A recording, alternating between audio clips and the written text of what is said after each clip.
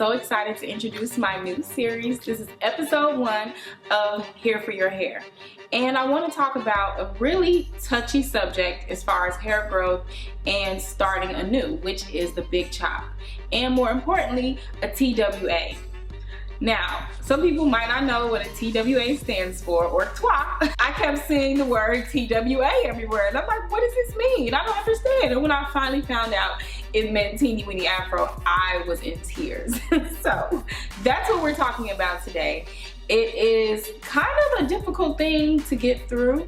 If you are doing a big chop and you're going from having long hair or wearing extensions, going into a T.W.A. is not fun, unless you know how to really rock the style and make it work for you. So today's episode is all about starting over, new beginnings, and how to be as fly as possible with your teeny weeny afro.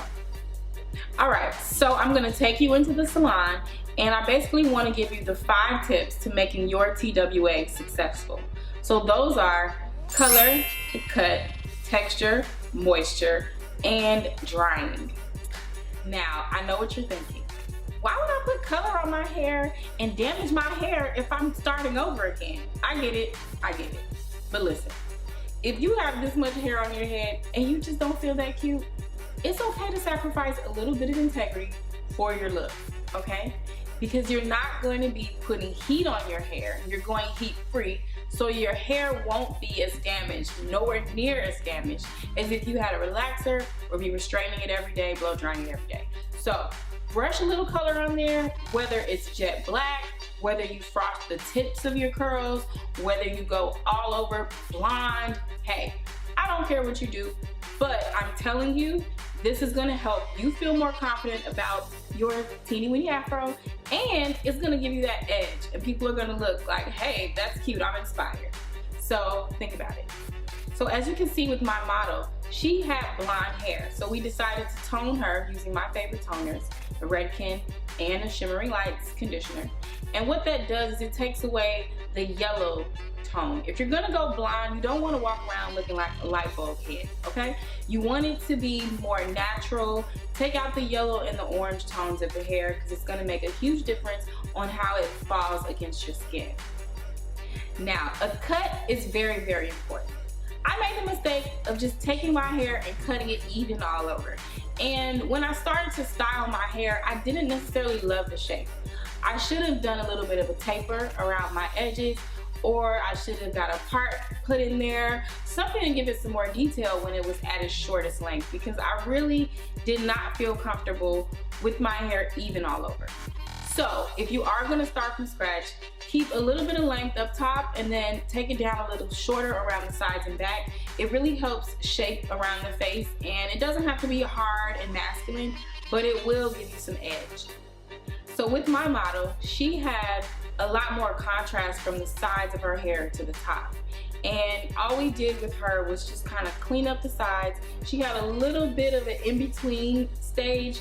It's really important, if you are going to do that contrast, to cut it low in one spot and then long in another, so that it doesn't have a weird kind of shape to it over time. But this is very important because it gives her that edginess. It's also very easy to maintain when the sides are low and the top is long. She just can tie it up here and let the top kind of hang out, or put a bonnet on, and it's really easy. Now, the third tip for your T.W.A. is moisture. Moisture, moisture, moisture. You need this in your hair, especially if it's color treated, especially if you have a tighter texture. For my 4A through 4C girls, it's very, very important. But anytime you want really good curl retention, you're gonna need moisture. So my favorite product line for natural hair is MIelle Organics by far. That's what I'm using today. Take a look.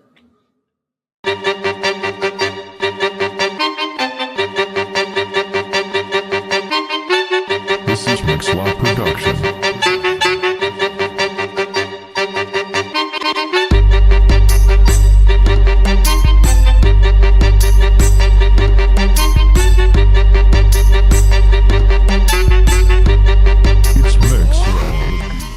MIelle Organics is sold in Sally's and Target. private and online, and you can really use all the products to really create what you want. So I love the edge control for the sides, for a little baby hair action, you know you need that. And I love the avocado hair milk as well as the white peony leave-in to really give you the hydration that you need. Now, for my color treated girls or really dry hair people, the mint almond oil is going to be your best friend. You can mix it in your deep conditioning treatments. You can also add it into your sets whenever you're doing twist outs, or you can use it as a finisher or a daily moisturizer. So check out the line, you'll enjoy it, I love it, and it really helps create and maintain the curl. Okay, the fourth thing we're here to talk about is texture. Everyone doesn't have the same texture, and everybody doesn't have wet and go hair. That's okay. The important thing is to understand your texture and what you're able to do. Now, when you start off really short with a T.W.A, usually you don't have as many options, but as your hair gets longer, your options do increase. So some of the most popular ways to create texture are finger twists. Especially if you have short hair, that's pretty much all you're able to do is kind of use your finger and twirl to make the curls happen. But you also can do flat twists, bantu knots, braid outs, roller sets, rods, and a host of other things. So just try as you go along, as your hair grows, different textures, and see which one your hair likes the best and see which one is the easiest for you. Some techniques take a little bit longer to dry, others maybe might not last as long, so it's just really important that you take your time and discover what works the best for you.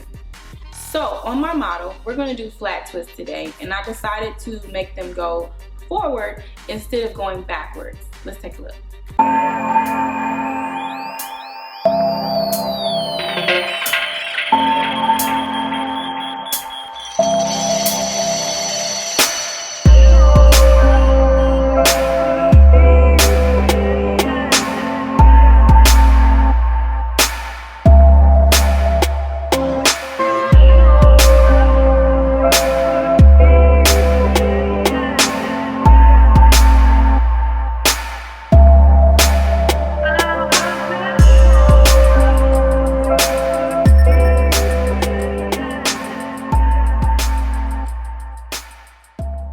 So the reason that I decided to go forward with my flat twist was basically because I wanted to follow the way her haircut is going. So it's shorter in the back and longer in the front. So I wanted to make sure that the movement came forward the same way that the cut did.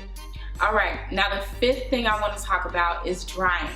You know, I hate the dryer, just like most people do. It's not fun. So what you want to get in your life immediately is a blow dryer and a diffuser. Now, the diffuser is really going to help get those isolated sections dry if you don't have enough time to sit under a dryer and wait and take a nap and all that stuff. It's not fun, it's not useful, it's not beneficial. But a diffuser will help cut a lot of that drying time in half. You do have to hold the dryer on your own head, which can be a little bit of a headache in itself, but at least you won't be sitting there for forever. And if certain sections aren't dry from sitting under the dryer, you can isolate the heat on those sections like this. Take a look.